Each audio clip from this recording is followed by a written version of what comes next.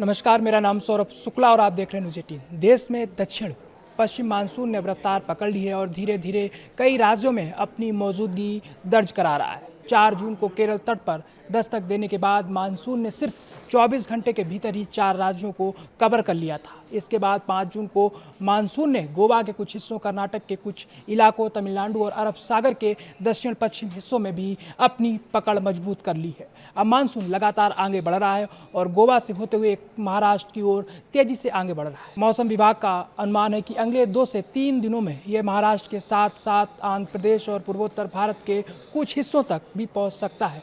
भारतीय मौसम विभाग यानी आईएमडी के ताज़ा बुलेटिन के अनुसार इस समय मानसून के आगे बढ़ने के लिए मौसम पूरी तरह अनुकूल बना हुआ है, इसलिए आने वाले दिनों में इसकी रफ्तार और तेज हो सकती है। अगर बात उत्तर भारत की करें तो वहां अभी लोगों को मानसून का इंतज़ार करना पड़ा है। दिल्ली एनसीआर में जहां 2 दिन की हल्की राहत के बाद फिर से तेज़ धूप निकल आई है, वहीं गर्मी ने एक बार फिर लोगों को परेशान करना शुरू कर दिया है। आईएमडी के मानसून ट्रैकर के अनुसार मानसून की एंट्री अब अलग अलग राज्यों में चरणबद्ध तरीके से होगी।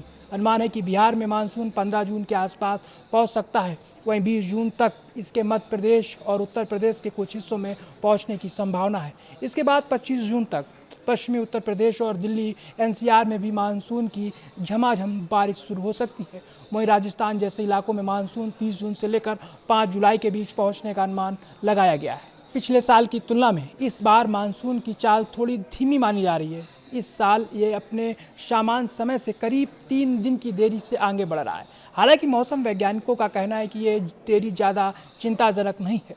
आईएमडी के अनुसार इस साल देश में कुल बारिश सामान्य के करीब 90% रहने की संभावना है, यानी इस बार मानसून सामान्य से थोड़ा कमज़ोर रह सकता है।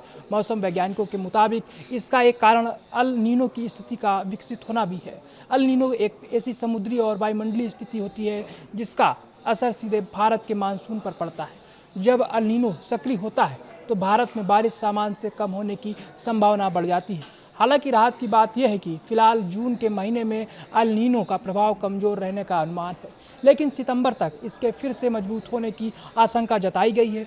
कुल मिलाकर देखा जाए तो मानसून ने देश के दक्षिणी हिस्सों में दस्तक दे दी है और अब यह धीरे धीरे मध्य और उत्तर भारत की ओर बढ़ रहा है। आने वाले कुछ दिन बेहद अहम होंगे क्योंकि इसी दौरान तय होगा कि देश में बारिश कितनी तेज़ी से फैलती है। फिलहाल लोगों की नज़रें आसमान पर टिकी हैं और हर किसी को बस एक ही चीज़ का इंतज़ार है, झमाझम बारिश और गर्मी से राहत का।